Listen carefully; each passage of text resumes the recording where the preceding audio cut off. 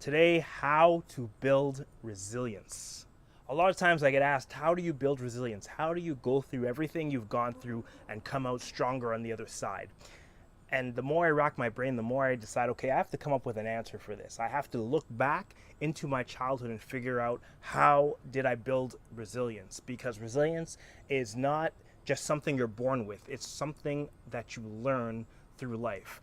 And you're taught it. And the bottom line is, if you're not taught it from your parents and when you're young, it's something that you may not have as much of when you get older, but you can preempt that by making sure you have it for your whole life by doing these three simple things. And it's 3 B's that I learned from my mother.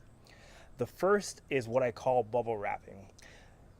If they still have this in packaging, I'm not sure, but they have the bubble wrap that's around your item in the box to make sure it doesn't get damaged. And a lot of times these days, I think we're bubble wrapping ourselves too much. We're insulating ourselves to try not to go through too much when really it's what we need to go through in order to become stronger on the other side.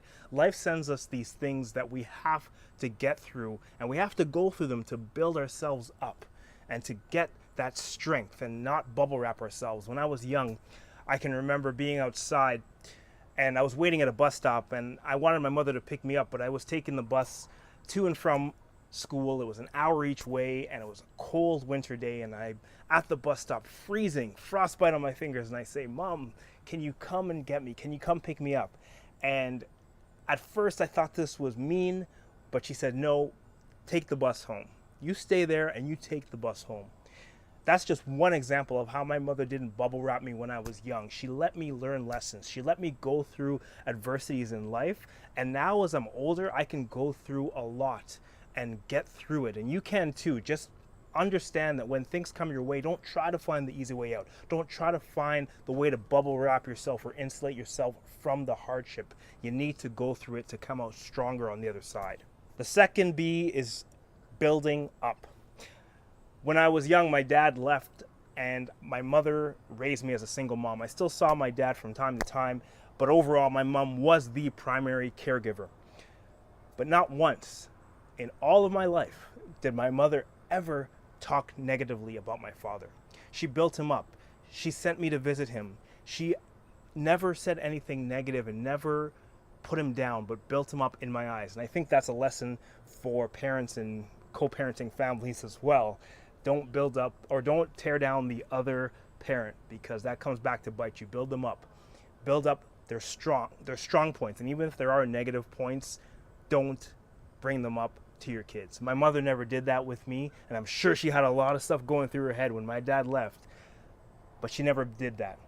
And how does that build resilience? A lot of times when we get down on ourselves and we don't have that bounce back factor, we say to ourselves, well, you know what, it's that person who did it to me, or that person has less struggles than I do, and we compare ourselves and we tear people down. But if we get in the habit of always building other people up, of always building up the good points in other people and seeing the best in others, first of all, that's a reciprocity trait or a reciprocity principle, and that comes back. People will build you up if you build them up. And secondly, if you don't see yourself as worse than or more disadvantaged than anyone else, you're actually building yourself up by understanding that we're all on a level playing field and we all go through things. And if we build each other up, that builds resilience inside of us as well.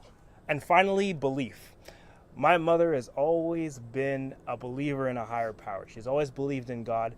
And no matter what you believe, no matter what your religion is or non-religion, it helps to have a foundational belief that there's something bigger than you out there. You're part of something bigger.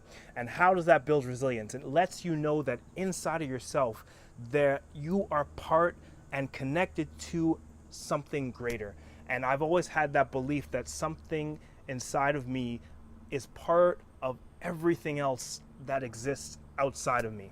And if you have a belief in something greater than yourself and you're not alone and you don't feel like you're stuck in your own little cocoon and no one out there is going through anything, and you have that belief that we're all connected and we all go through things, that will build resilience inside of you, because you'll know that someone always has it better and someone always has it worse. So build that belief in yourself that there's not just you going through what you're going through. There's people outside that are going through worse as well. So remember those 3 B's: bubble wrap, building up, and belief.